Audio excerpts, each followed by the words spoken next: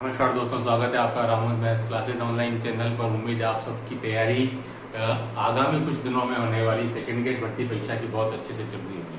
क्योंकि दोस्तों पिछले जब से आरपीएससी ने पद वृद्धि को लेकर के जो नोटिफिकेशन जारी किया उसके बाद से कई सारे स्टूडेंट के मैसेज आए। मैं तो ये सोच के खुश हो रहा था कि ये जो पद वृद्धि का जो नोटिफिकेशन है वो आपके एग्जाम के 20-22 दिन पहले आ गया है, तो आपको इससे जरूर मोटिवेशन मिलेगा, आपको इससे तैयारी करने में और सहायता होगी। क्योंकि पद जो है वो आपके 2181 हो गए, लेकिन मामला जो है इसका उलट हो रहा है। स्टूडेंट्स को मोटिवेशन के बजाय वो डीमोटिवेट हो रहे हैं। कई सारे स्टूडेंट के मैसेज आ रहे हैं कि सर पढ़ाई बिल्कुल ठप हो गई है, पिछले 4-5 दिन से हम नहीं पढ़ पा रहे हैं, एग्जाम ऑन टाइम होगा या नहीं। देखिए दोस्तों, इस बारे में अभी मैं कमेंट नहीं कर सकता हूँ एग्जाम ऑन टाइम होगा नहीं। आपको तो उसी के अकॉर्डिंग ही मान के चलना है कि अगर ऑन टाइम हो जाता है तो फिर आपकी तैयारी क्या है, वो आपका प्लान ए होना चाहिए। क्योंकि आपकी तैयारी जो स्टूडेंट पिछले 8-10 महीने से तैयारी कर रहे हैं उनको अपना प्लान ए मान के ही चलना है, ठीक है। क्योंकि आप अगर अभी डिस्ट्रक्ट हो गए, आपने अगर अभी पढ़ाई बंद कर दी, सोशल मीडिया पर आप अगर अभी उलझे हुए रह गए स्टूडेंट, तो फिर आपकी जो मेहनत है पिछले, मुझे पता है कि 2022 में क्या हुआ था, आपकी जनरल कैटेगरी के अलावा OBC, ST, SC, EWS, MBC, diversity, TSP area की सीट्स खाली चली गई थी 80%। फिर 2024 में क्या हुआ, बैकलॉग लगा, पेपर ठीक ठाक आया, सीटें सब भर जाती, लेकिन बैकलॉग की वजह से फिर कुछ सीटें हाथ में नहीं आई। मुझे पता है 2022-2024 यानी पिछले 4-5 साल से कुछ भी खास मिला नहीं है। इस बार उम्मीद बहुत ज्यादा है स्टूडेंट्स को कि सर सीट्स बढ़ गई हैं, पेपर अगर थोड़ा ढंग का आ गया तो हमारा सिलेक्शन हो जाएगा और हमारी नौकरी पाने का सपना पूरा हो जाएगा, ठीक है।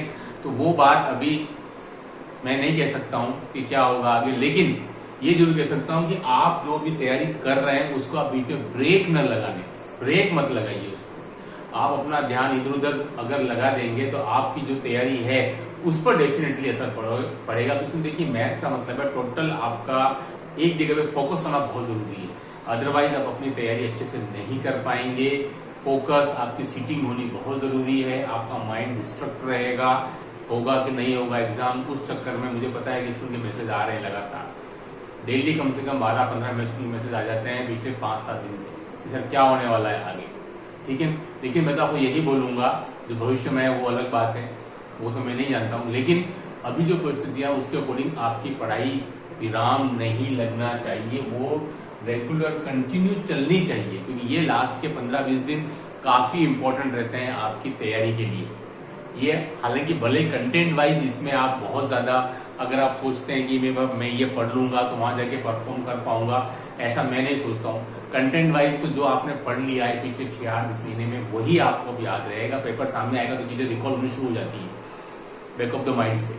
लेकिन ये जो समय है वो आपको कॉन्फिडेंस बढ़ाने के लिए, अपने आप को तैयार करने के लिए ज्यादा इंपॉर्टेंट है मेरे अकॉर्डिंग, बजाय कि आप कुछ पढ़ लें और एग्जाम में आ जाए। पढ़ना तो है ही, इसी से आपको कॉन्फिडेंस बढ़ेगा, नया तो कोई पढ़ना ही नहीं आपको अभी इस समय पर, है ना। बस टाइम टू टाइम हर 2 से 3 दिन, हर तीसरे दिन 2.5 घंटे का एक बड़ा टेस्ट देते रहिए, ताकि आप यूज्ड हो जाएंगे। 5-6 टेस्ट दे देंगे, बिल्कुल आप यूज्ड हो जाएंगे उस एग्जाम की तरीके से, जैसे कि एग्जाम आपका कंडक्ट होने वाला है, मतलब बिल्कुल उसी 2.5 घंटे की तरह आप अपने आप को आप तैयार कर लें, ठीक है। तो आप जो है अपनी तैयारी को विराम नहीं दें, है ना। क्योंकि आप अगर अभी इस समय रुक गए तो आपकी पहले की पूरी तैयारी जो है वो खराब हो जाएगी। तो जो भी निर्णय आएगा वो आगे देखा जाएगा, लेकिन आप जो है वो अभी इसको विराम न दें, तैयारी को जो है आप अपनी कंटिन्यू रखें। क्योंकि कंटिन्यू रखेंगे तभी आप जो है अपने आप को कंफर्टेबल फील कर पाएंगे।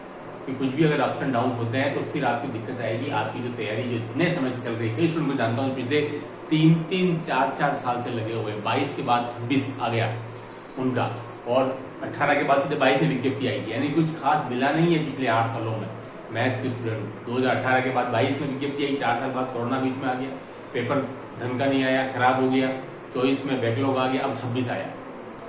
तो 7-8 साल से कुछ विशेष मिला नहीं है स्टूडेंट को।